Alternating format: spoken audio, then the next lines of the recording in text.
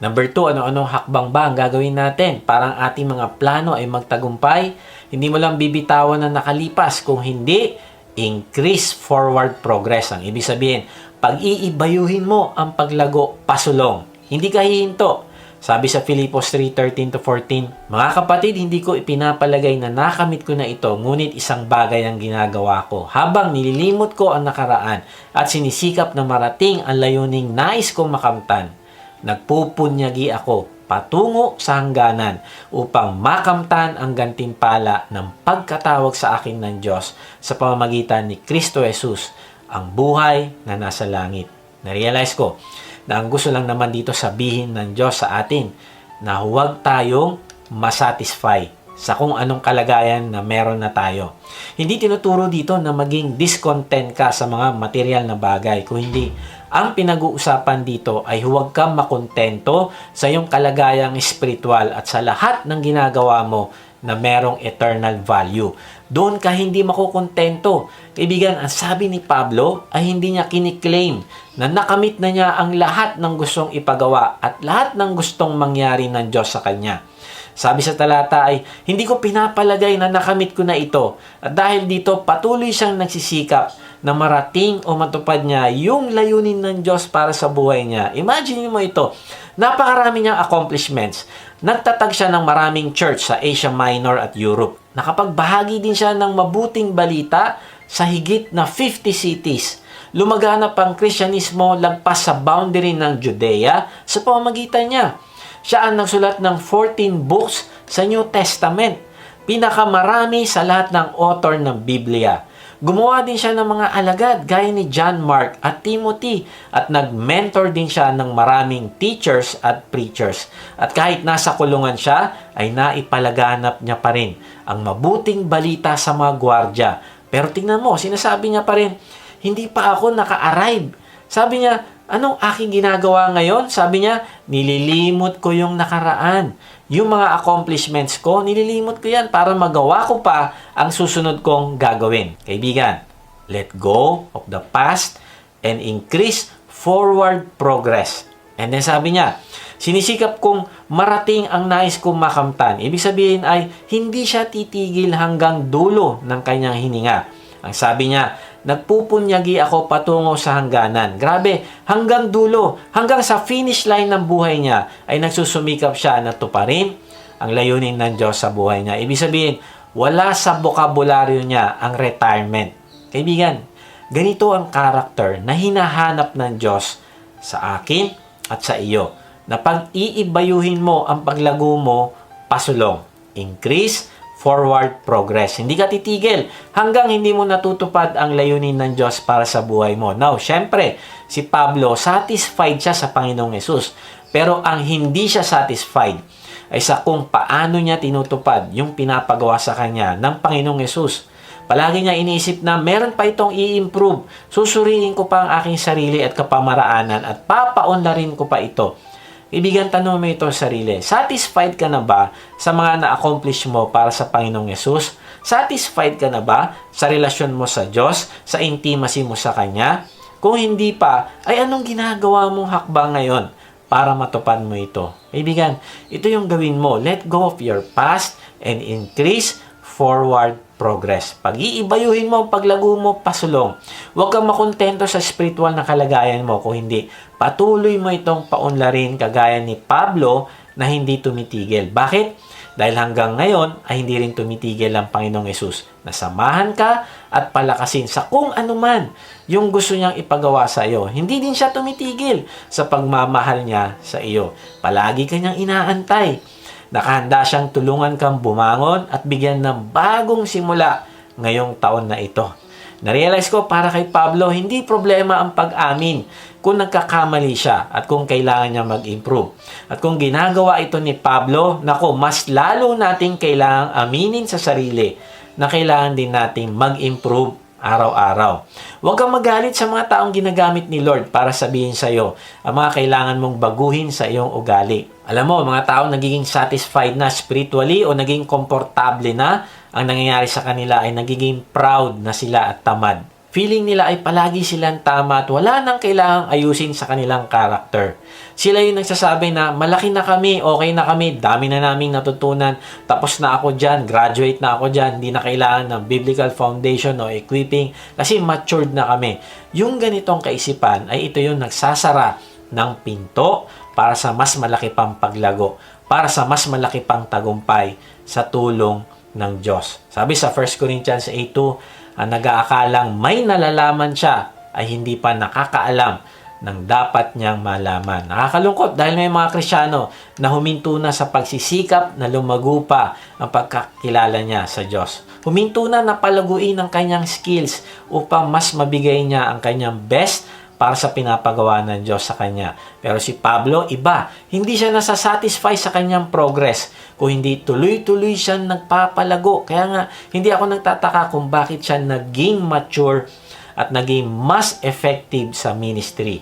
Kaibigan, kung gusto mo maging effective na servant ng Diyos, increase forward progress. Pag-ibayuhin mo ang iyong paglago pasulong. Sabi ni Carl Sandburg, before you go to sleep, say to yourself, I haven't reached my goal yet, and I'm going to be uncomfortable and to a degree unhappy until I do. Then, sabi din ni Phillips Brooks, sad will be the day for any man when he becomes content with the thoughts he is thinking, the deeds he has been doing, when there is not forever beating at the door of his heart the desire to do that great work for which he knows he was made. Narealize ko, kailangan nating palaging sumusulong papunta sa ating spiritual goal. Kasi kung hindi, madudulas tayo pabalik. Magbabackslide tayo. Sa Australia ay may mga hayop na hindi nakakalakad ng pabalik o paatras. Isa na rito ang emu. Ito ay isang napakalaking ibon. Pangalawa yung laki niya sa ostrich. Kaya lang siya ay hindi nakakalakad ng paatras. Ang pangalawang hayop ay kangaroo. Yung kangaroo ay hindi siya nakakaatras pabalik dahil sa kanyang buntot. Alam mo, na-realize ko ang isang tao na nagdesisyon na maging alagad ng Panginoong Yesus ay hindi na siya lalakad ng paatras. Kung hindi, puro pasulong. Kaya kung gusto mo magkaroon ng progression sa iyong character, sa iyong relasyon sa Diyos, sa lahat ng area ng buhay mo, pati na paglilingkod mo sa Diyos, ay kailangan mo maging kagaya ng emu o kangaroo na hindi umaatras, kung hindi palaging pasulong ang lakad. May nagsabi, one step forward in obedience is worth years of study about it. Sabi ni Pablo, nagpupunyagi ako patungo sa hangganan upang makamtan ang gantimpala. Ang ibig sabihin ay determinado si Pablo na tapusin ang karera at hindi mag-focus sa mga distraction sa paligid. Ang focus niya ay naroon sa gantimpala. Ang reminder sa atin dito ay huwag nating kalimutan na merong gantimpala ang lahat ng ginagawa natin para sa Diyos. Nakakalungkot kasi may mga Kristiyano na nawala na ang kanilang focus dito sa karera at sa gantimpala. Umalis na sa karera at nanatili na lang sa upuan at nanood. Kaibigan, hindi ka tinawag ng Diyos para manatili sa upuan. Kung hindi, tinawag ka niya para sumali sa karera at makamtan mo yung gantimpala na hinanda niya para sa iyo. Nakakalungkot kasi maraming tao ang nananatili na lang sa sideline. Ang kaligayahan ng paglilingkod, wala na sa kanya. Maring tumatakbo pa sila pero parang wala ng energy, wala ng enthusiasm na ipagpatuloy palalo ang pagbibigay ng karangalan sa Diyos sa kanyang buhay. Kaibigan, tandaan mo, ang gantimpala ay para sa mga nakatapos, hindi sa mga mabilis nagsimula. Kaya nga hangarin mo na ikaw ay makatapos ng karera para makuha mo yung gantimpala. Kasi baliwala lahat ng inumpisahan mo kung hindi mo matatapos ang karera. Sabi sa 2 Timothy 4:6-7, sapagkat dumating na ang panahon ng pagpanaw ko sa buhay na ito. Ako'y mistulang isang handog na binubuo sa dambana. Pinagbuti ko ang aking pakikipaglaban. Natapos ko nang dapat kong takbuhin at nanatili akong tapat sa pananampalataya. Hindi ko alam sa iyo, kaibigan, pero ako na-realize ko na sa dulo ng aking buhay, masarap na masabi ko na pinagbuti ko yung aking pakikipaglaban at natapos ko na ang dapat kong takbuhin. Ang ibig sabihin, hindi ako umupo sa sideline, nanatili ako sa racetrack at nanatili akong tumatakbo para tapusin ang takbuhin. Ang ibig sabihin, natupad ko kung anuman ang layunin ng Diyos sa buhay ko. At ang higit sa lahat ay masabi ko na ako'y nanatili na tapat sa pananampalataya sa Kanya. Isang araw ay pinatawag ng devil yung kanyang mga demons para i-check yung kanilang mga ginagawa. Yung unang demon ay nag-report. Sabi niya, "Bossing, pinakawalan ko na lahat ng mga mababangis na hayop doon sa isang disyerto na kung saan nandun yung mga Kristyano at ngayon, wala na sila, patay na." Sabi ng devil, ano naman mapapala ko dyan? Patay na sila, yung kaluluwa nila nasa langit na, hindi mo na maaabot.